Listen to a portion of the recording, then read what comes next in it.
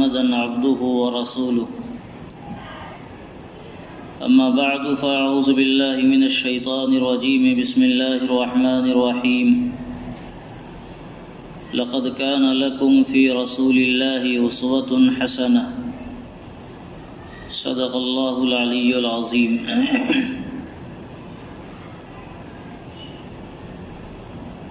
اللہ رب العزت نے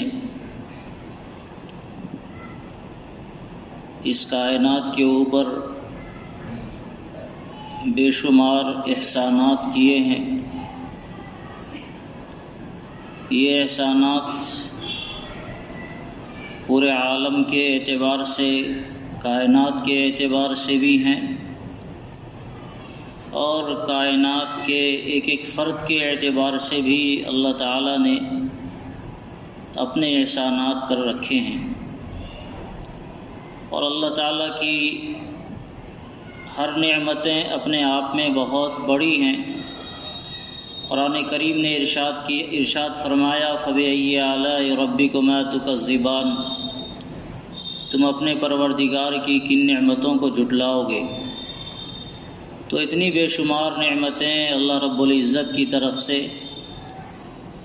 انسانیت کے اوپر نازل ہوتی ہیں اور ہوتی رہتی ہیں کہ ان نعمتوں کا گننا اور اس کا شکریہ ادا کرنا یہ انسان کی طاقت سے باہر ہے، جس کو خود قرآن کریم نے کہا ہے۔ اللہ رب العزت کی ہر نعمت اپنے آپ میں بڑی ہے، لیکن ان نعمتوں میں بھی یقیناً مختلف درجے ہیں۔ کوئی نعمت بڑی ہے، کوئی اس سے زیادہ بڑی ہے، کوئی اس سے زیادہ بڑی ہے۔ اور ان تمام نعمتوں میں اگر یہ کہا جائے کہ اللہ تعالیٰ کا سب سے بڑا احسان، اس کا سب سے بڑا کرم یہ ہے کہ اللہ تعالیٰ نے خلاصہ کائنات سید الانبیاء تاجدار دو عالم صلی اللہ علیہ وسلم کو اس کائنات کے لیے اور اس روئے زمین کے لیے منتخب فرمایا، تو اس میں کوئی مبالغہ نہیں ہوگا کہ یہ اللہ تعالیٰ کی سب سے بڑی نعمت ہے۔ حضور علیہ السلام کی بعثت صرف انسانیت کے لیے نہیں، صرف جناتوں کے لیے نہیں، بلکہ پوری کائنات کے لیے اللہ رب العزت نے آپ کی بعثت کو رحمت بنایا ہے۔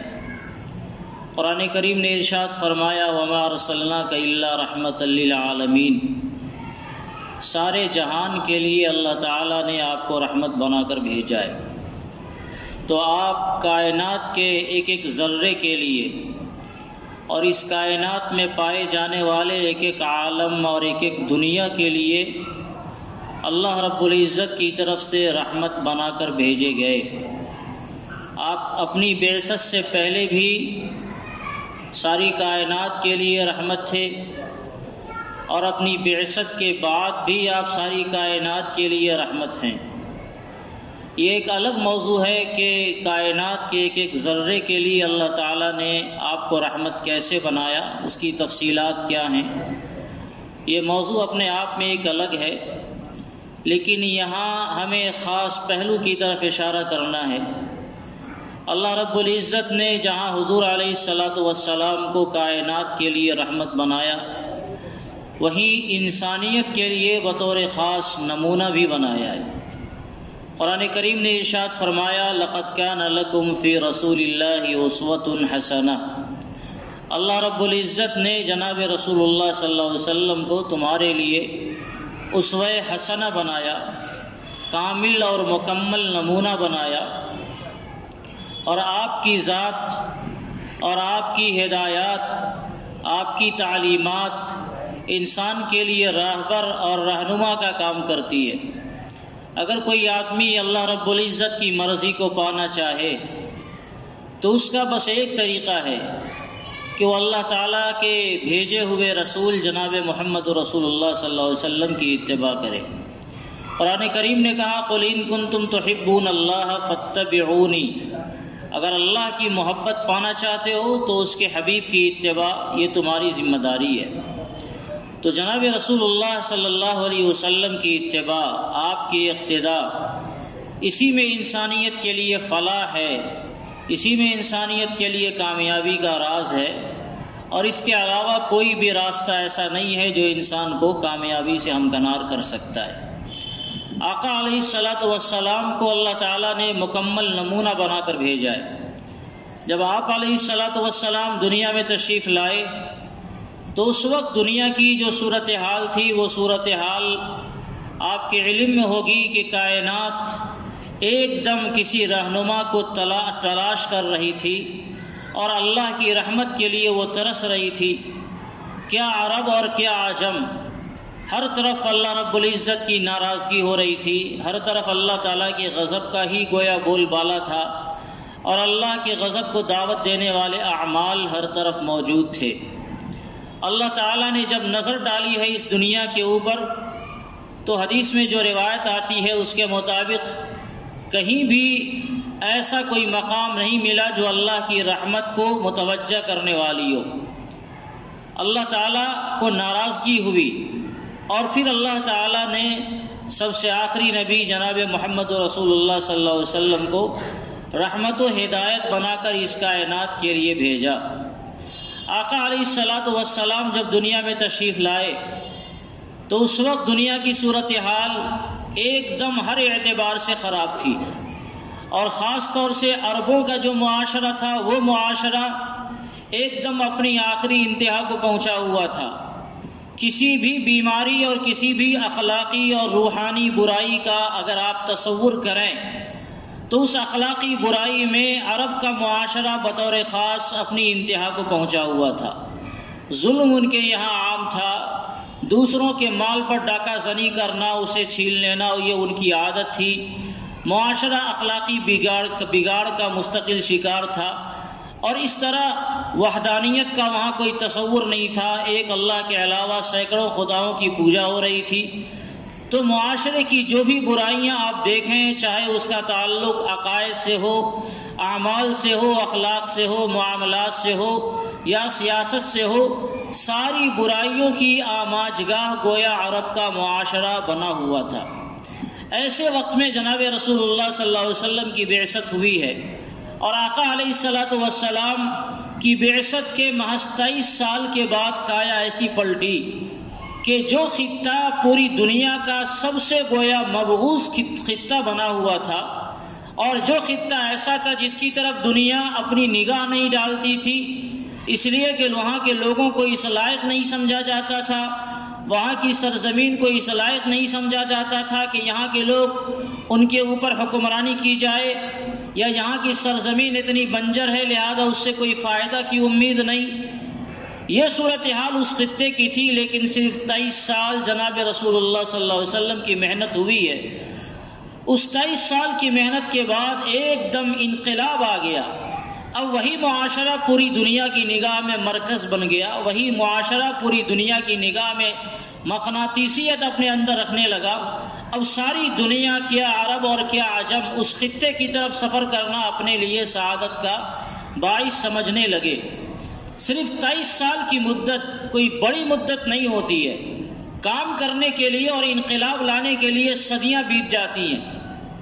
اور جن حضرات کی تاریخ کے اوپر نگاہ ہے، جو حضرات حالات کے انقلاب کا جائزہ لیتے ہیں اور یہ دیکھتے ہیں کہ معاشرے میں انقلاب کتنے دنوں میں آتا ہے، اگر ان حضرات نے کبھی مطالعہ کیا ہو تو یہ غور کریں گے کہ 23 سال کی مدت تو ایک معمولی مدت ہے، ایک بچہ جوان ہوتا ہے 23 سال کی مدت میں، یہ کوئی بڑی مدت نہیں ہے انقلاب لانے کے لیے۔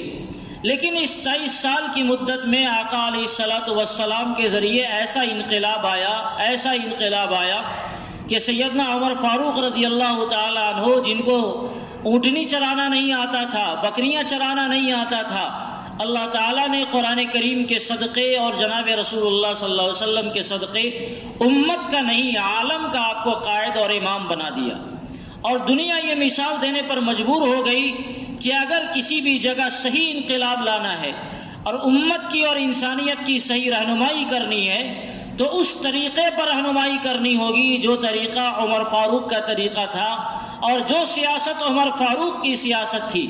عرب اور عجم کے اوپر حکمرانی ہے، لیکن ایک معمولی خاتون کی ضرورت کو پورا کرنے کے لیے ان کی ضرورت کا سامان خود اپنے کندھے پر لاتے ہیں اور لے کر اس خاتون تک پہنچاتے ہیں۔ یہ کوئی ایسی بات نہیں ہے جس کو نظر انداز آدمی کر دیا جائے۔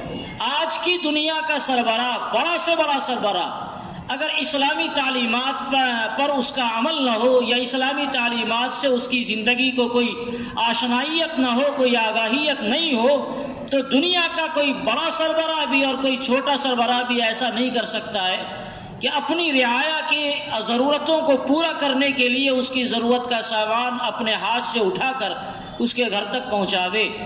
لیکن دنیا نے یہ دیکھا کہ یہ کام جناب رسول اللہ صلی اللہ علیہ وسلم کے غلاموں نے یہ کام کیا ہے، اور ان کاموں کو کر کے دنیا والوں کو یہ بتایا کہ واقعی اگر انسانیت کا درس دینا ہے، واقعی امن کا پھریرا پوری دنیا کے اندر لہرانا ہے، واقعی دنیا میں مساوات کو قائم کرنا ہے، تو اس کا ایک طریقہ ہے کہ لوگ محمد صلی اللہ علیہ وسلم کی غلامی کو قبول کریں۔ اس کا ایک طریقہ ہے کہ جو فارمولہ جناب رسول اللہ صلی اللہ علیہ وسلم نے دنیا والوں کو دیا، اس فارمولے کے مطابق آدمی زندگی گزارے، اس فارمولے کے مطابق آدمی سیاست کرے، اس فارمولے کے مطابق دنیا کے لوگوں کے دلوں پر حکمرانی کرے اور دلوں کو غلام بناوے، جسموں کو آدمی غلام نہیں بناوے۔ اللہ نے ماں باپ کے پیٹ سے انسانوں کو آزاد پیدا کیا تو لوگ اپنے جسمانی طور پر آزاد رہیں، لیکن اخلاق کا ایسا درس دیا جائے کہ لوگ گرویدہ ہو جائیں اور اس کے بغیر کوئی چارہ کار نہ رہ جائے کہ لوگ اسلام کی غلامی میں اپنی زندگی گزارنا اپنے لیے سعادت کا باعث سمجھیں۔ یہ وہ پیغام تھا جو جناب رسول اللہ صلی اللہ علیہ وسلم نے دیا ہے، اور صرف 23 سال کے معاشرے میں دیا۔ ایسے لوگ جو آپس میں انتہائی دشمن تھے، جو ایک دوسرے کو دیکھنا گوارا نہیں کر رہے تھے، جن کی زندگی اتنی خراب تھی کہ پوری زندگی ان کی دشمنیوں میں گزری، آپس میں لڑتے ہوئے گزری، اور آپس کی لڑائی جب ختم ہو گئی تو لوگوں نے اپنی نسلوں کو لڑائی کی وصیت کی۔ معمولی بہانے کو بنا کر ایسی لڑائیاں لڑی گئی جو تاریخ کا ایک بڑا حصہ بن گئی ہیں۔ ایسے لوگ جب جناب رسول اللہ صلی اللہ علیہ وسلم کے دامن میں انہوں نے پناہ لیا ہے تو آقا علیہ الصلوۃ والسلام کی تعلیم کی برکت ایسی ان کی زندگیوں میں آئی کہ اس کا اثر یہ ہوا کہ لوگ ایک دوسرے کے بھائی بن گئے۔ کہنے کو یہ دونوں اجنبی ہیں، کہنے کو ان دونوں کا خاندان الگ ہے، کہنے کو ان دونوں کی معاشرت الگ ہے، ان دونوں کا وطن الگ ہے، لیکن حضور علیہ الصلوۃ والسلام نے جس کلمہ توحید میں سب کو پرو دیا تھا، اس کی بنیاد پر سب شیر و شکر بن گئے اور ایک جان دو قالب کی طرح سب نظر آنے لگے۔ عصبیت کی صورتحال عرب کے معاشرے میں اتنی خراب تھی، قبائلی عصبیت ہو یا نسبی عصبیت ہو، کہ اگر آپ اس کا مطالعہ کریں گے تو یقین نہیں آئے گا کہ دو قومیں جو بالکل دو انتہا پر پہنچی ہوئی تھی، اسلام نے ان دونوں قوموں کو کیوں، کیسے، کس انداز میں ایسا گلے ملا دیا کہ پھر یہ دونوں آپس میں جدا ہونا نہیں چاہتے۔ جب آپ ان دونوں کی پہلی حالت کو دیکھیں گے اور پھر ان دونوں کے بعد والی حالت کو دیکھیں گے، صحیح تجزیہ اگر آپ کی زندگی میں ہوگا تو آپ کو اندازہ ملے گا کہ واقعی یہ کام اسلام نے کر دکھایا، ورنہ معلوم تاریخ کے اندر جو تاریخیں ہمارے پاس معلوم ہیں، جو تاریخیں تاریخوں میں درج ہیں، ان معلوم تاریخوں میں نہ اس سے پہلے ایسا کوئی انقلاب آیا اور نہ اس کے بعد کوئی ایسا انقلاب آیا۔ عصبیت کی انتہا یہ تھی کہ آدمی اپنے آپ میں کتنا غلط ہو، لیکن اگر ہمارے خاندان کا ہے اور ہمارے معاشرے کا ہے تو آدمی اپنے خاندان کی لڑائی لڑتا تھا، وہ جانتا تھا کہ ہم غلط پر ہیں، ہم ناحق پر ہیں اور سامنے والا ہمارا بھائی حق پر ہے، لیکن اس کے باوجود چونکہ خاندان کی لڑائی ہے، موج کی لڑائی اسے بنا کر، خاندان کی لڑائی بنا کر ہمارا قبیلہ سربراہ رہے، ہمارا قبیلہ سربلند رہے، ہمارے قبیلے کی ناک اونچی رہے، اس کی بنیاد پر آدمی لڑتا تھا اور اپنی زندگیاں قربان کرتا تھا۔ آپ کو حیرت ہوگی، ایک واقعے کی طرف میں اشارہ کروں۔ مسیلمہ کذاب، جس نے نبوت کا دعویٰ کیا تھا، جناب رسول اللہ صلی اللہ علیہ وسلم جب دنیا سے تشریف لے گئے، اس کے بعد سیدنا صدیق اکبر رضی اللہ تعالیٰ عنہ کے زمانے میں ارتداد کا فتنہ بڑی تیزی سے پھیلا، لوگ اسلام سے مرتد ہونے لگے، برگشتہ ہونے لگے، یہ سمجھ کر کہ آقا علیہ الصلوۃ والسلام جب تک تھے تب تک ہی اسلام کا حکم ہمارے لیے تھا، اور جب حضور علیہ السلام دنیا سے چلے گئے تو اب اسلام کا حکم ہمارے لیے نہیں رہا۔ اب اس کی تعلیمات کو اپنانا ہماری زندگی کے لیے نہیں ہے، تو اس طرح ارتداد کا فتنہ پھیلا۔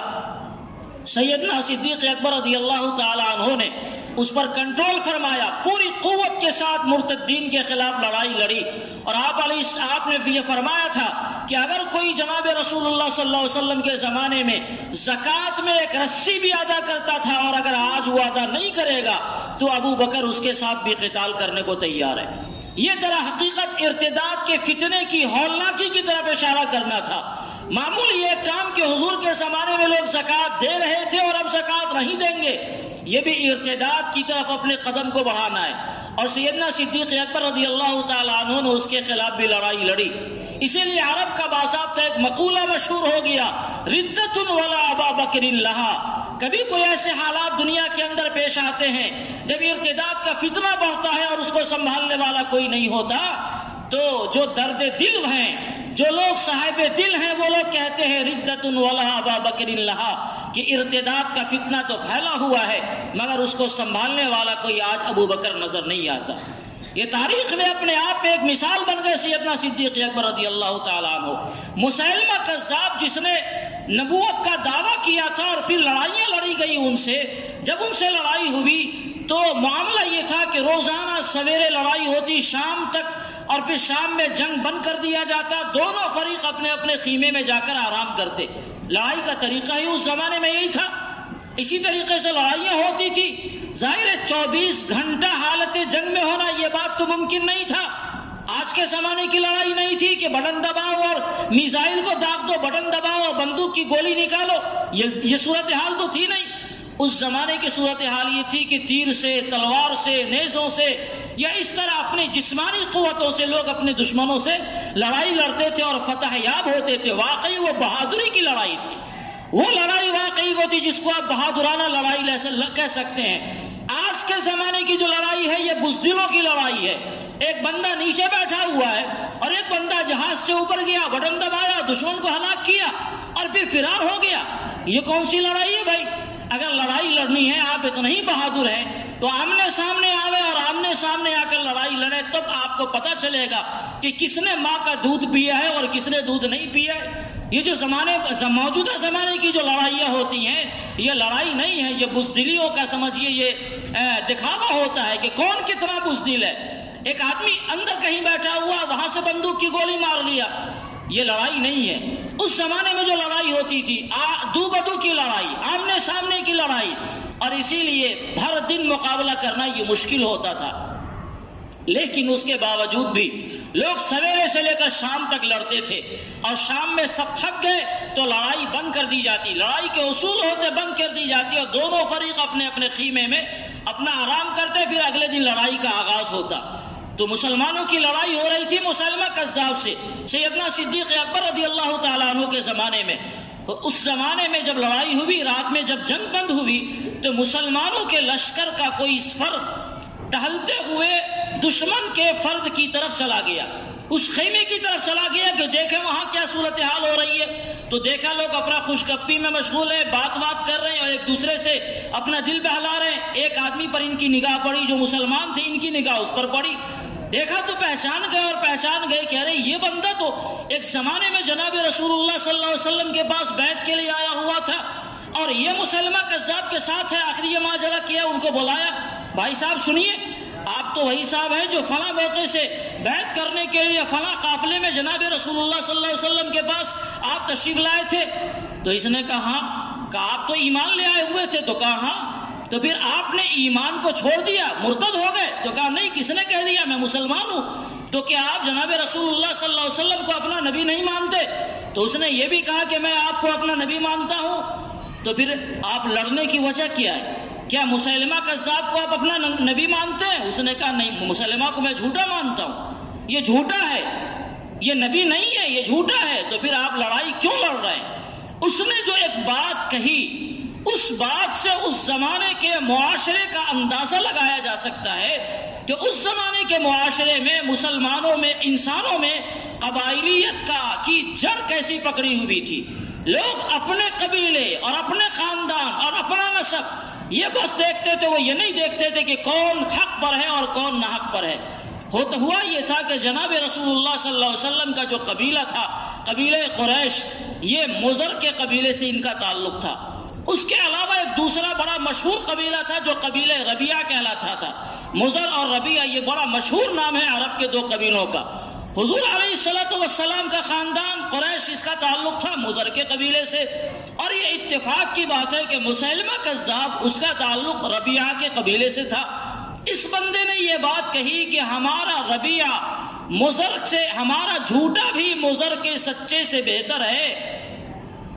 ہمارا جھوٹا، مسیلمہ کذاب یہ جھوٹا ہے، ہم اس کو مان رہے ہیں، لیکن اس کے باوجود یہ مضر کے سچے سے بہتر ہے۔ مضر میں سچے میں بھی آئے جناب محمد رسول اللہ صلی اللہ علیہ وسلم، لیکن مضر کے سچے سے ہمارا جھوٹا بہتر ہے۔ یہ دیکھیے در حقیقت وہی عصبیت تھی قبائل کی جو اس کی زبان سے آ گیا، یعنی ایک بندہ جو اپنے آپ کو مسلمان سمجھتا ہے اور یہ سمجھتا ہے کہ جناب رسول اللہ صلی اللہ علیہ وسلم پر ہم ایمان لانے والے ہیں، مسیلمہ کذاب کو وہ جھوٹا بھی مان رہا ہے، لیکن چونکہ اس کے قبیلے کے فرض سے لڑائی ہے، لہذا اس نے اپنے قبیلے کو غلط سمجھنے کے باوجود بھی اپنے قبیلے کی مدد کرنا اس نے اپنی ذمہ داری سمجھی، اور اس طرح اس نے اسلام کے خلاف لڑائی لڑی۔ اس کے ایمان کا کیا ہوا وہ تو بات کا مسئلہ ہے، لیکن میں یہ دکھلانا چاہ رہا ہوں کہ اس زمانے میں قبائلیت کا اثر انسانوں پر کتنا تھا، دلوں میں نفرتیں کتنی تھی، دلوں میں توڑ کتنا تھا۔ اسی لیے جناب رسول اللہ صلی اللہ علیہ وسلم، قرآن کریم نے، اللہ رب العزت نے اسی لیے ارشاد فرمایا وَلَكِنَّ اللَّهَ أَلَّفَ بَيْنَهُمْ، اے نبی لوگوں کے جو قلوب آپس میں متحد ہو گئے، یہ متحد ہونے میں اتحاد کا جو کام ہے، یہ کام آپ نے انجام نہیں دیا، بلکہ اتحاد کا کام تو اللہ رب العزت نے انجام دیا۔ اس نے چاہا تو لوگوں کے دل آپس میں مل گئے، وہ اگر نہیں چاہتا تو آپ کی ہزار کوششوں کے باوجود بھی شاید لوگوں کے قلوب ایک دوسرے سے میل نہیں کھاتے، لوگوں کے قلوب آپس میں نہیں مل پاتے، اس لیے کہ اتنی نفرت ہے، اور ان نفرتوں کو منٹوں سیکنڈوں میں ختم کر دینا، سال 2 سال 10 سال 20 سال کے اندر ختم کر کے پورے معاشرے کو امن کا گہوارہ بنا دینا، یقیناً یہ اللہ رب العزت کے حکم سے ہوا ہے، ورنہ دنیا میں کسی کی یہ طاقت نہیں تھی۔ اور اسی لیے یہ جناب رسول اللہ صلی اللہ علیہ وسلم کا معجزہ ہے کہ آپ نے 2 بکھرے ہوئے دلوں کو آپس میں جوڑ دیا ہے۔ تو یہ کارنامہ تھا حضور علیہ الصلوۃ والسلام کا۔ انصاف اور عدل کا معاملہ آپ دیکھیں، چاہے سلامتی کا معاملہ دیکھیں، مساوات کا معاملہ دیکھیں، اخلاقیات کا معاملہ دیکھیں، معاملات کو دیکھیں، تو ہر اعتبار سے آپ کو یہ نظر آئے گا کہ آقا علیہ الصلوۃ والسلام نے مدینے کے معاشرے کو، پھر مکے کے معاشرے کو، پھر پورے جزیرۃ العرب کو بالکل من انصاف اور مساوات اور عدل اور سکون کا بالکل گہوارہ بنا دیا، اور ساری دنیا کے لیے وہ مرکز نگاہ بن گیا، ساری دنیا کے لیے وہ مرکز توجہ بنا۔ یہ سب کیوں ہوا؟ اس لیے کہ حضور علیہ السلام کی تعلیمات میں یہ اثر تھا، آپ کی کردار میں یہ اثر تھا، آپ نے دنیا والوں کو ایسا پیغام دیا، ایسی تعلیمات دی جس تعلیمات کا یہ اثر تھا کہ 2 دشمن کے قلوب بھی آپس میں مل جائیں، اور جب قلوب آپس میں ملے تو 1000 مرتبہ یہ سنایا گیا کہ مسلمانوں نے آپس میں کیسے اتحاد کا اور کیسی قربانی کا ثبوت پیش کیا، یہ 1000 مرتبہ آپ کو بتایا گیا ہے۔ مسلمانوں کے دل ایک دوسرے کے لیے مر مٹنے والا، ایک دوسرے کے لیے قربانی دینے والا بنا۔ تو معلوم ہوتا ہے کہ حضور علیہ الصلوۃ والسلام کا جو کارنامہ تھا اور آپ نے دنیا والوں کے سامنے جو کر کے دکھلایا تھا، وہ انسانی تاریخ میں اس سے پہلے بھی کبھی نہیں ہوا اور اس کے بعد بھی کبھی نہیں ہوا۔ اس لیے ضرورت ہے اس بات کی کہ دنیا والوں کو آپ کی تاریخ کو بتایا جائے۔ قرآن کریم نے جو کہا لقد کان لکم فی رسول اللہ اسوۃ حسنہ، یہ بتایا جائے دنیا والوں کو کہ واقعی کامل نمونہ آقا علیہ الصلوۃ والسلام کی ہی ذات ہے، آپ کی ہی تعلیمات ہے۔ اس لیے ایک مسلمان کو بھی سیرت کا مطالعہ کرنے کی ضرورت ہے، اور دنیا والوں کو بھی سیرت کا مطالعہ کرنے کی ضرورت ہے۔ ایک مسلمان کو سیرت کا مطالعہ کرنے کی اس لیے بھی ضرورت ہے کہ ایک مسلمان جناب رسول اللہ صلی اللہ علیہ وسلم کی رسالت پر ایمان لائے ہوا ہے۔ ہم یہ مانتے ہیں کہ آقا علیہ الصلوۃ والسلام ہمارے نبی ہیں، آپ ہمارے مقتدی ہیں، آپ ہمارے رہبر ہیں، آپ ہمارے رسول ہیں۔ تو جب ہم آقا علیہ الصلوۃ والسلام کی رسالت کے قائل ہیں اور پھر آپ علیہ السلام کی تعلیمات ہمیں معلوم نہ ہو تو بھلا کس بات کے قائد ہم مان رہے ہیں؟ یہ مانتے ہیں کہ فلاں آدمی قائد ہے اور ان کی تعلیمات سے ہم واقف ہی نہیں ہیں، تو پھر کیسے چلیں گے ان کی قیادت میں؟ ان کے بتائے ہوئے راستوں پر کیسے چلیں گے اگر وہ راستہ ہی ہمیں معلوم نہیں ہے؟ اسی لیے علامہ ابن قیم نے بڑی عجیب بات لکھی زاد المعاد کے اندر. انہوں نے لکھا کہ سیرت کا مطالعہ کرنا ہر مسلمان کا فرض ہے. سیرت کا مطالعہ کرنا ہر مسلمان کا فرض ہے، اس لیے کہ مسلمانوں نے جناب رسول اللہ صلی اللہ علیہ وسلم کو اپنا رہبر بنایا ہے، آپ کو اپنا قائد تسلیم کیا ہے، اور قائد کے بتائے ہوئے اصول اور ان کے بتائے ہوئے طریقے اگر ہمیں معلوم ہی نہیں ہو تو ہم بھلا کس بات کے قائد مان لیں اور کیسے آپ کے طریقے پر عمل کریں گے؟ ہمیں یہ معلوم ہی نہیں ہے کہ حضور علیہ السلام نے اس طریقے میں کیا رہنمائی کی کہ یہ کام کرنا چاہیے نہیں کرنا چاہیے. تو جب معلوم ہی نہیں ہوگی تو ہم پھر آپ کی اتباع اور قیادت کیسے کریں گے؟ جبکہ آپ کی اتباع فرض ہے. تو جب آپ کی اتباع فرض ہے تو آپ کی زندگی کا مطالعہ کرنا بھی ایمان والوں کے لیے ضروری ہے. تو ایمان والوں کے لیے بھی زندگی کا مطالعہ کرنا ضروری ہے. اور ایمان والوں کے علاوہ جو لوگ جناب رسول اللہ صلی اللہ علیہ وسلم کو اپنا رہبر اور اپنا قائد تسلیم نہیں کرتے، ایسے لوگوں سے بھی میں کہنا چاہتا ہوں، اگر آپ اپنی دنیا کو آباد بنانا چاہتے ہیں تو آپ کے لیے بھی جناب رسول اللہ صلی اللہ علیہ وسلم کی سیرتوں کا مطالعہ کرنا ضروری ہے. آج کی دنیا یہ چاہتی ہے کہ پوری دنیا ایک گاؤں بن جائے. تو پوری دنیا جب ایک گاؤں بن جائے گی تو اس گاؤں کو سنبھالنے کے لیے کوئی قانون چاہیے، اس گاؤں کو سنبھالنے کے لیے کوئی دستور چاہیے، اور پوری دنیا کو نہیں 10 آدمی کو سنبھالنے کے لیے جو اصول اور قوانین ہیں، اسلام سے بہتر کوئی دوسرا قانون نہیں ہو سکتا ہے. اسلام نے بنیادی طور پر 4 قوانین ہمیں دیے ہیں. ایک قانون ہے مساوات کا، کہ سبھی لوگ برابر ہیں، سبھی لوگ بھائی بھائی ہیں، کوئی کسی سے بڑا نہیں ہو سکتا. لا فضل لعربی علی عجمی ولا عجمی علی عربی. کوئی عربی ہے تو اس کو اس پر فوقیت نہیں ہے کہ وہ عربی ہے، اور عجمی پر اسے فوقیت ہو. سارے انسان ہونے میں برابر ہے. اگر کسی کو فوقیت ہوگی اللہ رب العزت کی نگاہ میں تو تقوی کی بنیاد پر فوقیت ہوگی. یہ قانون ہے انسانیت کو سنبھالنے کا اور پوری دنیا کو ایک لڑی میں پرونے کا. لیکن آج کی دنیا کی صورتحال یہ ہے، جھوٹا دعویٰ تو کرتے ہیں کہ دنیا میں ایک حکمرانی ہو، لیکن صورتحال یہ ہے کہ کالا ہے تو وہ خراب ہو گیا، افریقی ممالک کا رہنے والا ہے تو وہ خراب ہو گیا، اور امریکہ میں پیدا ہوا تو وہ لاٹ صاحب ہو گیا، کوئی گورا ہے تو اس کو فوقیت ہو گئی. انسانی مساوات کے درس کی بنیاد پر لوگوں کے قلوب کو آپس میں جوڑا جا سکتا ہے. دوسرا، انصاف کی بنیاد پر لوگوں کے قلوب کو آپس میں جوڑا جا سکتا ہے. انصاف کا پیمانہ سب کے لیے برابر ہو، کوئی ایسا نہیں ہو کہ انصاف کے پیمانے سے کوئی باہر ہو. اگر ایک رعایا اگر جرم کرے گا تو اس کے لیے سزا کا جو قانون ہے، اگر بادشاہ وقت بھی اگر جرم کرے تو سزا کا قانون اس کے لیے بھی وہی ہو. جناب رسول اللہ صلی اللہ علیہ وسلم نے تعلیم دی اور آپ نے فرمایا تھا کہ اگر فاطمہ بنت محمد بھی چوری کرے گی تو اس کے ہاتھ بھی کاٹے جائیں گے.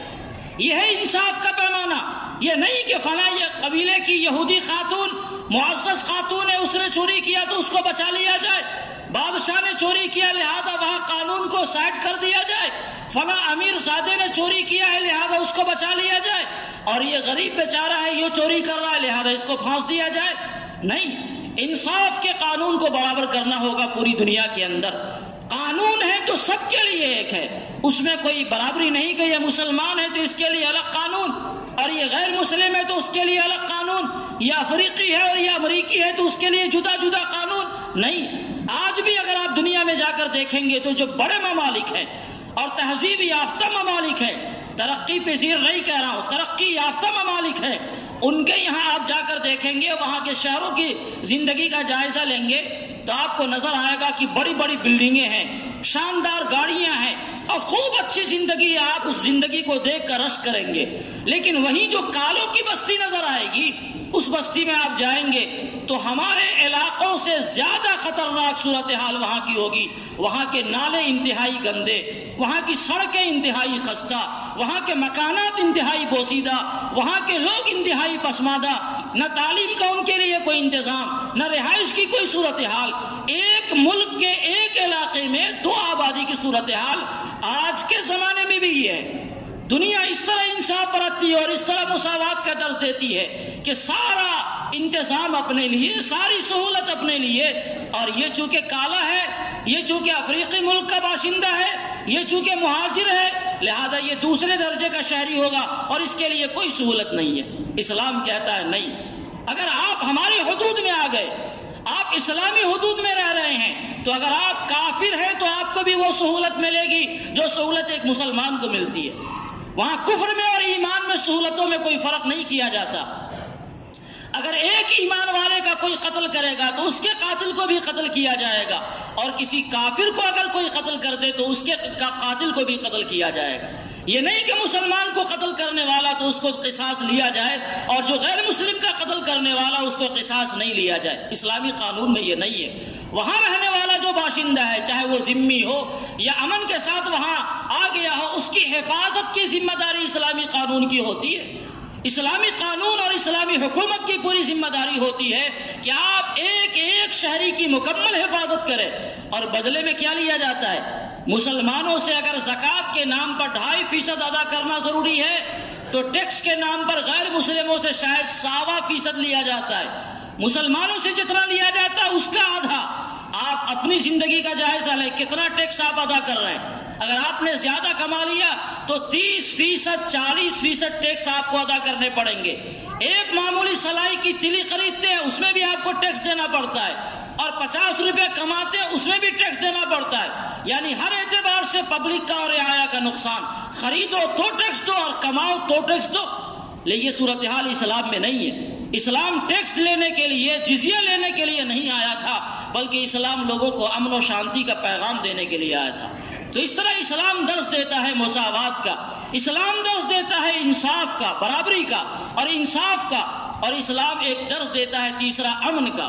اگر آپ اسلامی مملکت کے اندر ہیں تو سب کے جان کی، سب کے مال کی حفاظت کرنا یہ اسلامی حکومت کی ذمہ داری ہے۔ کسی کا کوئی نقصان ہوتا ہے تو اس نقصان کی بھرپائی کے لیے شریعت نے جو اصول اور طریقے بتائے اس طریقے کے مطابق عمل کرنا وہاں کی حکومت کی ذمہ داری ہے۔ ایک معمولی آدمی اپنی فریاد کو لے کر بادشاہ وقت کے پاس جا سکتا ہے اور انصاف نہیں ملنے پر اس کا گریبان پکڑ سکتا ہے۔ یہ درس دیا ہمیں اسلام نے۔ اور چوتھا بنیادی درس اسلام نے ہمیں دیا کہ تعلیم کے دروازے سب کے لیے عام رہیں گے۔ علم کے لیے کسی کی اجارہ داری نہیں ہے کہ یہ برہمن ہے تو اس کو یہ علم دیا جائے اور یہ شودر ہے تو اس کو یہ علم نہیں دیا جائے۔ نہیں، اگر آپ علم کے شہدائی ہیں، علم کی پیاس آپ کے اندر ہے تو اپنے علم کی پیاس کو بجھانے کے لیے آپ کے لیے ہر یونیورسٹی اور ہر مدرسے کے دروازے کھلے ہوئے۔ جون سا علم آپ پڑھنا چاہیں، حاصل کرنا چاہیں، اسلام یہ کہتا ہے کہ علم کے معاملے میں انسانوں کو آزاد رکھا جائے اور کسی کی اجارہ داری کسی علم کے اوپر نہیں ہو۔ ایک مسلمان اگر قرآن و حدیث کا علم حاصل کرنا چاہتا ہے تو اسے بھی یہ حق ہے، اور ایک غیر مسلم اگر قرآن و حدیث کا علم حاصل کرنا چاہتا ہے تو اسلام کہتا ہے اسے بھی یہ حق ہے۔ تو علم کی اجارہ داری اسلام نے ختم کی۔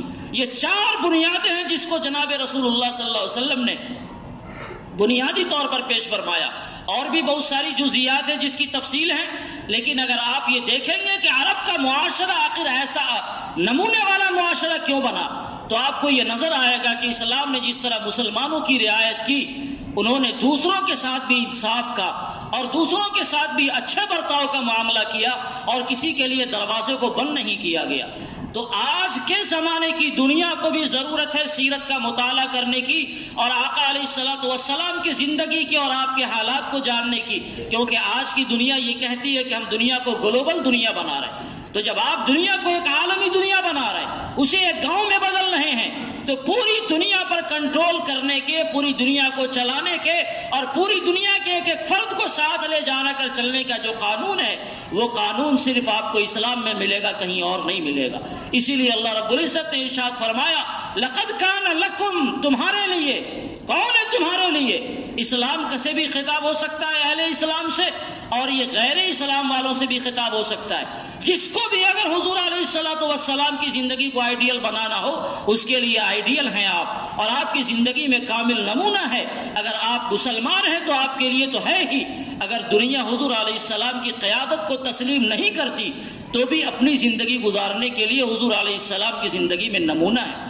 اس لیے آج ضرورت اس بات کی ہے کہ مسلمان مطالعہ سیرت کریں، سیرت کا مطالعہ کریں، ان کی کتابوں کو اپنی زندگیوں میں لاویں، اسے پڑھیں، روزانہ کے لیے اس میں ٹائم دیں، آج افسوس کا مقام ہے کہ سیرت کی بنیادی معلومات بھی مسلمانوں کی زندگی میں شاید نہیں ہے۔ حضور علیہ الصلوۃ والسلام کی زندگیوں سے متعلق اگر کوئی بات عرض کر دی جائے، آپ کا نام پوچھا جائے، آپ کے والد گرامی کا نام پوچھا جائے، آپ کی زندگی کے کچھ حالات اور واقعات پوچھے جائیں، تو ہم کو لگتا ہے کہ شاید 80% طبقہ ہمارا فیل ہو جائے گا، کیونکہ ہمیں فرصت ہی نہیں ہے سیرت کا مطالعہ کرنے کی۔